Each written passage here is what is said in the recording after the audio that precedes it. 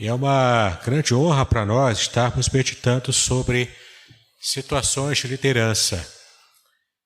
E numa pregação anterior, que eu estive pregando sobre Êxodo capítulo 18, tratamos naquela ocasião sobre um grande ensinamento que Jetro, o sogro de Moisés, entregou a ele.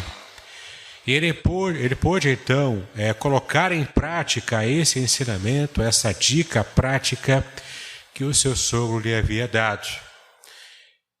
E é interessante como nós podemos tomar lições desses ensinamentos que recebemos ali, daquilo que Jetro havia falado com Moisés.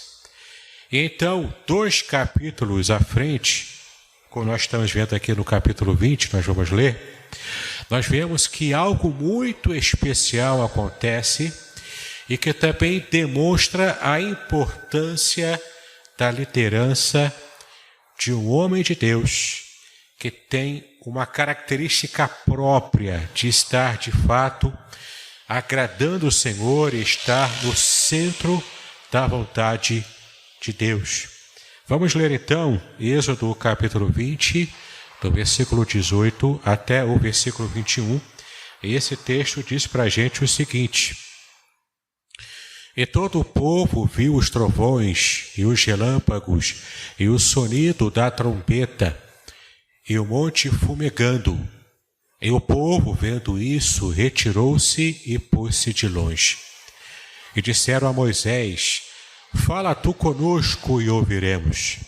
E não fale Deus conosco para que não morramos. E disse Moisés ao povo: Não temais. Deus veio para vos provar e para que o seu temor esteja diante de vós, a fim de que não pequeis. E o povo estava em pé de longe. Moisés, porém, se chegou à escuridão onde Deus estava. Queridos, essa é uma passagem muito intrigante. Eu gostaria de meditar com os amados nessa tarde e noite sobre qual seria a nossa reação se de fato Deus se manifestasse claramente, diretamente na nossa frente. É interessante como muitas vezes a gente fala que eu quero ver a face de Deus, cantamos louvores assim, adoramos ao Senhor, dizemos que queremos ter intimidade com Ele, dizemos inclusive para o Senhor entrar em nossa casa, para que o Senhor mexa com as nossas estruturas. E quantas vezes cantamos, oramos, falamos, prometemos coisas para Deus e não estamos dispostos ou nem mesmo entendendo o que de fato estamos falando, seja em oração, seja com o cântico. De fato, nós vemos nessa passagem a reação de um povo que teve uma oportunidade dada a poucos de ver Deus se manifestar de modo concreto, visível, sem sombra de dúvidas na frente de todo um arraial, na frente de toda uma nação. Esse povo que só via a escravidão do Egito durante 400 anos. Era o povo que estava pessimamente acostumado a ver apenas aquelas imagens, aquelas estátuas do faraó, aqueles monumentos que eles ajudaram a construir também, das pirâmides, das esfinges, tudo em honra do faraó, que era considerado um deus egípcio pisando na terra. E a gente percebe o quanto aquela nação estava carente de conhecer o Deus verdadeiro, o único Deus verdadeiro, que era o Deus dos seus antepassados. O Deus de Abraão, o Deus de Isaac, o Deus de Jacó. Mas então nós vemos Deus percebendo e tomando a decisão, o decreto divino de que preciso tirar o meu povo desse cativeiro do Egito. E com forte mão, Deus tirou a nação de Israel daquela situação terrível da escravidão. Acostumados a carregar pedras pesadas, acostumados a fazer betume e tijolos, acostumados à vida dura do batente de uma situação de escravidão em pleno deserto. Era um povo fatigado, um povo cansado, um povo com as suas forças esgotadas.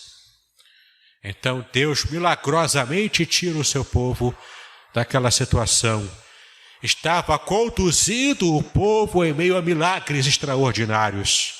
E o povo testemunhando tudo, o povo vendo tudo.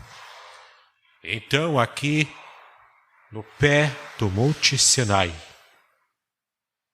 lá naquela região do deserto do Sinai, lá ainda na região do Egito, naquele lugar específico, Deus determina: aqui eu vou dar instruções para que o meu povo, mais tarde, se torne uma nação. Deus então usa Moisés. Esse que Deus havia chamado daquela experiência especial da sarça ardente.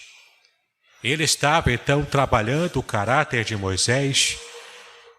E de fato, conhecendo a história de Moisés, a gente percebe o quanto Moisés quase foi morto pelo próprio Deus, porque teve dificuldade para cumprir o único mandamento do Senhor, que era a circuncisão do seu filho Jetro, do seu filho Gerson.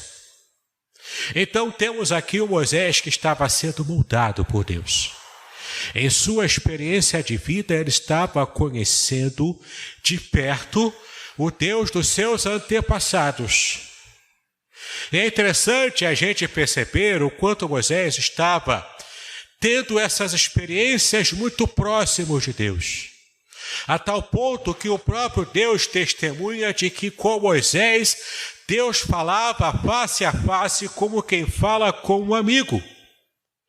Tal era a proximidade de Moisés com o seu Deus. E esse povo precisava agora testemunhar e também adquirir esse senso de proximidade com Deus. Se você for perceber, temos aqui algumas questões muito interessantes no contexto dessa passagem. Volta um pouquinho alguns versículos no capítulo anterior, no capítulo 19, do versículo 16 ao versículo 21. Observe aqui o contexto imediato do que essa passagem demonstra para a gente. E você vai entender o porquê aquele povo estava com tanto medo desse Deus que se revelou diretamente diante dos olhos daquelas pessoas. Veja o que aparece aqui no capítulo 19, do versículo 16 ao 21. E aconteceu que ao terceiro dia, ao amanhecer, houve trovões e relâmpagos sobre o monte, e uma espessa nuvem, e um sonido de trombeta muito forte, de maneira que estremeceu todo o povo que estava no arraial. E Moisés levou o povo fora do arraial ao encontro de Deus, e puseram-se ao pé do monte. E todo o monte Sinai fumegava, porque o Senhor descera sobre ele em fogo, e a sua fumaça subiu como fumaça de uma fornalha, e todo o monte tremia grandemente. E o sonido da trombeta ia crescendo cada vez mais. Moisés falava, e Deus lhe respondia em voz alta. E descendo o Senhor sobre o monte Sinai, sobre o cume do monte, chamou o Senhor a Moisés ao cume do monte. E Moisés subiu.